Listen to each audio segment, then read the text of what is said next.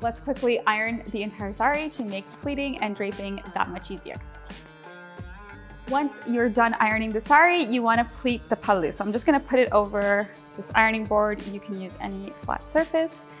And let's take our pleats. So I'm just going to start pleating here and create another layer. And just keep doing that till you get to the other side. So I'm happy with this length. I'm going to pin it here and then fan out the rest of the pallu and iron it. Okay, so you just want to spread out the pleats until you're happy with them. I'm happy with this, and then you just want to press them down. Look at that. So take the pallu once you've done ironing it and make sure you're happy with how it looks. And if you want to change anything, then go ahead and do that while you still have the iron ready to go and press down these pallu pleats. As always, you want to take the non-fancy end and tuck it in, lightly grazing the floor, and do one round or twirl. You want to go right to the end of the sari, take that pallu, drape it over your right shoulder.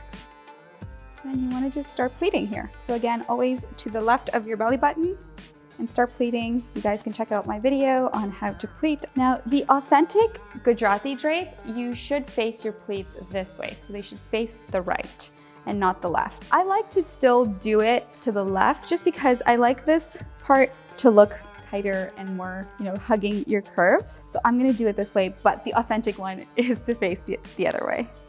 Once you've tucked in the pleats, as always, just fold any extra fabric you have here and tuck it in. The reason this is usually not tight is because you'll bring this back and kind of pin it back there. You can do that, but I like to just leave it in front. I think it looks nicer when you can see this part here as well. For this drape, I would definitely recommend a waist chain to hold all of your pleats together.